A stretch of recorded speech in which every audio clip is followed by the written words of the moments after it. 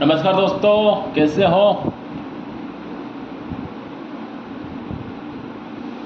बात करते हैं पता लिखने के तरीके में। हमने पहले जो बात की थी उससे आगे बढ़ते हैं। हमने बताया कि पता लिखने के लिए विदेशी जो डाक भेजी जाती है उसमें जो पता लिखा जाता है वो अरबी और रोमन अक्षरों में लिखना चाहिए। ऐसे मामले जहाँ एक ही नाम से एक से अधिक डाकघर हों और पिन कोड ना लिखा हो, विशेष तौर पर जिले का नाम लिखना अत्यंत आवश्यक है। जिले का नाम भी वही हो तो डाकघर हो, ऐसी स्थिति में राज्य का नाम देना चाहिए। बाहर का संकेत कभी नहीं देना चाहिए। उसके अलावा देखो, राष्ट्रपति, प्रधानमंत्री, भारत सरकार के दूसरे मंत्रियों, उच्च अधिकारियों को ये सुविधा मिली हो कि भारत में अपने दौरे के समय जहाँ भी हों उन्हें डाक दी जाए। ऐसे विशेष अधिकारी, उच्च अधिकारी को यह धारा 206 आपको रखना चाहिए। मतलब जो नेता लोग हैं, प्रधानमंत्री, राष्ट्रपति या भारत सरकार के दूसरे जो मंत्री है, उनके लिए कौन सी धारा काम करती है वो तो 206 ये धारा था। उनको डाक उनके कैंप में देने जाना चाहिए। ये 206 धारा क्या कहती है, ऐसे अधिकारी को कैंप बांटने वाली जहाँ किसी डाकघर के पते पर नहीं भेजकर कैंप में भेजनी चाहिए, जैसा कि धारा 206 में बताया गया। और थल सेना, हवाई सेना में काम करने वाले रक्षाकर्मियों की जान 56 एपीओ और 99 एपीओ को माध्य है। थल सेना और हवाई सेना मतलब आर्मी और एयरफोर्स को। और नौसेना में जहाज पर काम करने वाले नौसेना कर्मचारी का फ्लीट कार्य मुंबई के मार्फत भेजना चाहिए। देखो, पैकेट डाक भेजे गए फोटोग्राफ के बारे में, फोटोग्राफ के पीछे स्थित प्रेषक का नाम। पैकेट डाक से भेजे गए फोटोग्राफ के बारे में फोटोग्राफ के पीछे प्रेषक का नाम और पता लिखना चाहिए। पैकेट डाक से भेजे गए फोटोग्राफ के पीछे प्रेषक का नाम और पता नहीं लिखना चाहिए। पैकेट डाक होती है ना, पैकेट डाक का ध्यान रखना। पैकेट डाक से भेजे गए फोटोग्राफ के बारे में फोटोग्राफ के पीछे प्रेषक का नाम और पता लिखना चाहिए पैकेट डाक में। पोस्ट बैग और पोस्ट बॉक्स होते हैं, उनके बारे में हम जानते हैं। देखो, पोस्ट बॉक्स का जो वार्षिक किराया है 150 रुपये और पोस्ट बॉक्स और पोस्ट बैग का संयुक्त तो वार्षिक किराया 250 रुपये। पोस्ट बॉक्स का या पोस्ट बैग का किसी का लो 150 रुपये, दोनों का संयुक्त किराया 82 रुपये। पोस्ट बैग्स और पोस्ट बैग का तिमाही किराया 3 माह किराया 80 रुपये। 1 महीना का किसी का भी पोस्ट बॉक्स हो या पोस्ट बैग उसका किराया 50 रुपये। आपको 3 चीज़ याद रखनी है। एक का किसी का हो 150 रुपये, दोनों का एक साथ पूरी साल का कितना है 250 रुपये, ठीक है। और 1 महीने का किसी का हो कितना है, 3 महीने का 3 महीने का 50 रुपये किसी का हो, दोनों का 3 महीने का दोनों का कितना है 80, ठीक है। ये चीज़ याद रखनी है।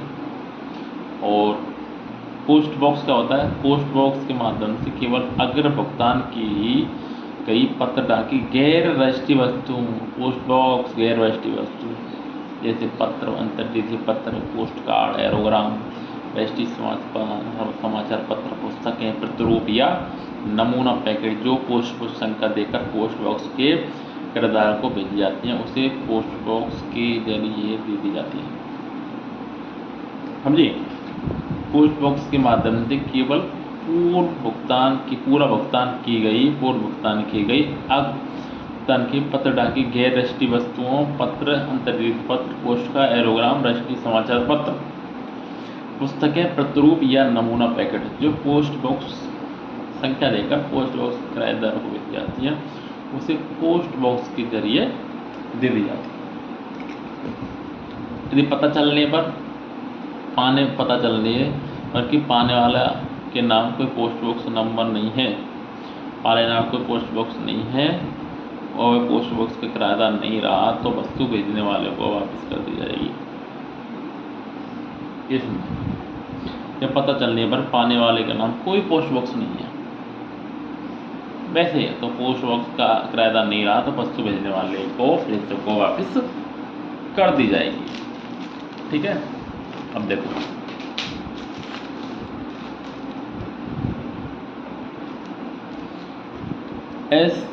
किसी भी ऐसे व्यक्ति को जो स्वयं पोस्ट बॉक्स के जरिए डाक प्राप्त करने की सुविधा प्राप्त करना चाहता है, उसे चाहिए संबंधित पोस्ट मास्टर।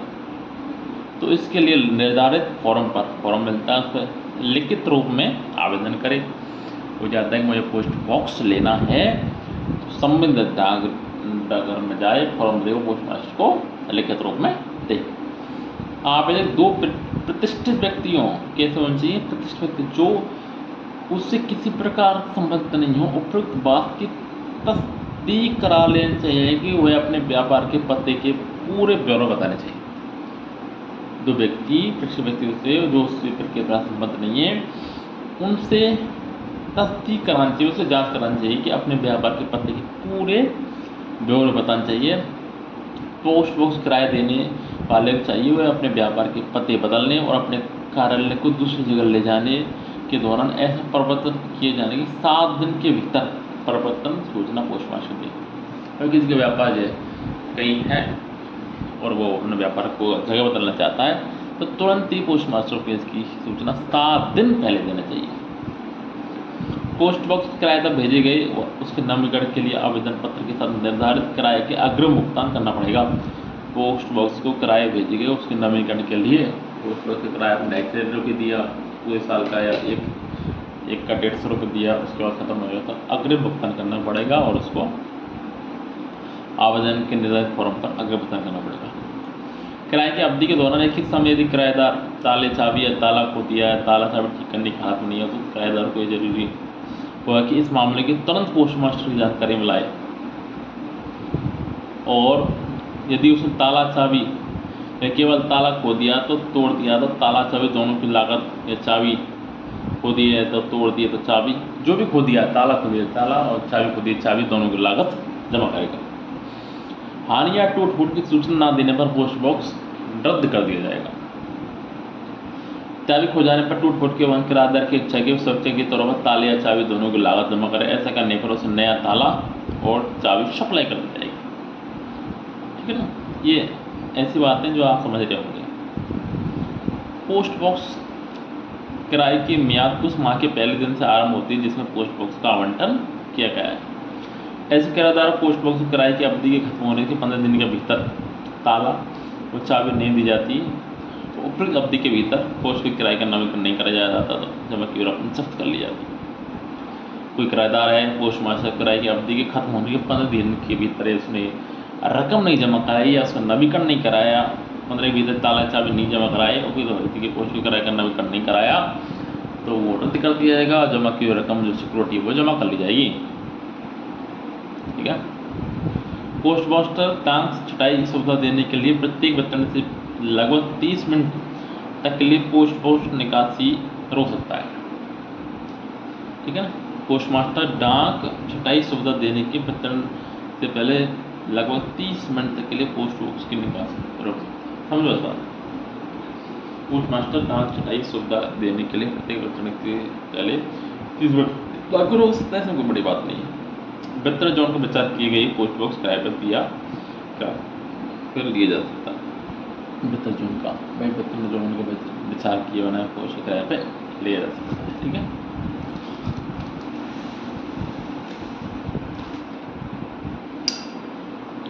जब पोस्ट बॉक्स नंबर पर ध्यान दो, इस पर ध्यान दो। पोस्ट बॉक्स नंबर पर भेजी गई डाक वस्तु अपने आकार और पोस्ट बॉक्स में जगह की कमी के कारण उसमें नहीं रखी जाती। पोस्ट में इस बारे में एक सूचना पर्ची पोस्ट बॉक्स में रखे जाने का प्रबंध करेगा। वस्तु वितरण विभाग में रख ली जाएगी। कोई वस्तु बड़ी है नहीं आ रही तो पर्ची रखेगी, एक डाक और ही और ले जाना, या एक पार्सल फलाना नाम का, ये भी पोस्ट ऑफिस में ऐसे कोई पर्ची लिख के रख देगा सूचना के लिए। जब किराएदार चाबी खो जाने के कारण अन्यथा पोस्ट बॉक्स में डाक लेने में असमर्थ हो तो पोस्ट बॉक्स की भेजी गई वस्तु उसके संदेश वाहक को खिड़की पर वितरण के निर्धारित समय के दौरान वितरण टिकट प्रस्तुत करने पर केवल काउंटर पर दी जाएगी। चाबी खो गई, 2 चाबी होती हैं, एक उसके बाद एक इसके बाद है। चाबी खो गई है तो संदेश बहा के उसका ले जाने वाला जो भी है फर्म का, उसको बेहतर टिकट से काउंटर दी जाएगी। यदि पोस्ट बॉक्स किराएदार 1 हफ्ते डाक की निकासी न करे, पोस्ट मास्टर रजिस्ट्री डाक से डाक की निकासी रजिस्ट्री डाक डाक की निकासी करने को उसको नोटिस दे देगा। यदि इस नोटिस के बाद वस्तुओं की निकासी नहीं की जाती हो तो डाक की जरिए वस्तु को वितरण कर दी जाएगी। वैसे उन डाक वस्तुओं पर किराएदार का पता और ऐसा करने की हिदायत दे रही। ऐसे पोस्ट बॉक्स धारक यदि बड़ी संख्या में डाक प्राप्त करनी हो तो आसानी से पोस्ट बॉक्स में नहीं रखी जा सकती। यह नियमों शर्तों पर उसी पोस्ट बॉक्स नंबर का एक अतिरिक्त पोस्ट बॉक्स किराए पे दी जा सकती है। ऐसे पोस्ट बॉक्स ने बड़ी संख्या में डाक प्राप्त करनी चाहिए, आसानी से पोस्ट बॉक्स उसी नंबर के अतिरिक्त पोस्ट बॉक्स उनको दिए जाते हैं। पोस्ट बॉक्स क्या होते हैं देखो, पोस्ट बॉक्स डाक वस्तु के वितरण की व्यवस्था सफेद पर डाकघरों में उपलब्ध, जिसमें किराएदार 4 ताला और 2 चाबियाँ 7 दिन में दी होती हैं। थैले के अंदर रखी डाक वस्तुओं सहित ताला लगे डाक थैले किराएदार उसकी संदेश भाग खिड़की व वितरण के निर्धारित समय के वितरण टिकट वस्तु करने पर काउंटर पर सुपुर्द कर दिए जाते हैं। पोस्ट बॉक्स के माध्यम से अगर भुगतान किए गए राष्ट्रीय पत्रों, पोस्ट कार्डों, अंतर्देशीय पत्रों, समाचार पत्रों और पैकेटों का वितरण किया जाता है। पोस्ट बॉक्स का वार्षिक कर 150 रुपये। ठीक है, अब डाक का वितरण कैसे होता है? डाकघर अधिनियम के अंतर्गत डाक वस्तु पाने वाले के घर या दफ्तर या स्वयं पाने वाले को उसके नौकर या एजेंट को उस व्यक्ति को जो पाने वाले डाक वस्तु के सामान्य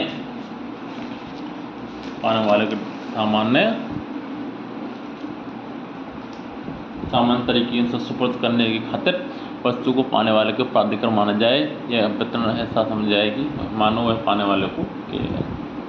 मनी रिफ्यूजल ऑफ आर्टिकल, डाकघर भाग फर्स्ट की धारा 50 के अनुसार वस्तु पाने वालों को यदि उसको लेना नहीं चाहता तो डाकघर इस दौरान देय रकम के भुगतान के लिए बाध्य नहीं कर सकता। बाध्य नहीं है तो डाकिया इस लिफाफे लेने से इनकार सब दे देगा। 50 धारा के अंतर्गत आपसे पूछेगी लेने से इनकार डाकघर गाइड फायर फर्स्ट की कौन सी धारा में है? 50। ठीक है, electronic money order EMO,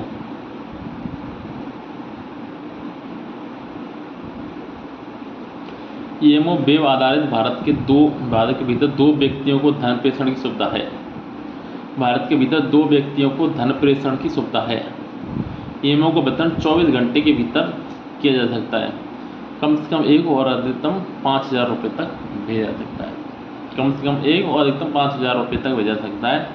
EMO का भुगतान नगद प्राप्त किया जाता है। EMO भुगतान डाकिया के द्वारा ग्राहक के घर पर किया जाएगा। EMO का साथ संदेश भी भेजा जाता है। ठीक है, डाकघर बाह्य गार्ड फर्स्ट की धारा 67 से 73 का पुनः प्रेषण डाक वस्तु के विषय में विस्तार से बताया गया है। डाकघर गार्ड भाग फर्स्ट की धारा 67 से 73 पुनः प्रेषण जो रिटर्न जो डाक हैं उनके बारे में बताया गया। पुनः प्रेषण रिडायरेक्शन होता है वो 67 से 73 किसके बारे में बताया? धारा में जो पुनः प्रेषण होती हैं, रिडायरेक्ट होती हैं, उनके बारे में बताया गया है।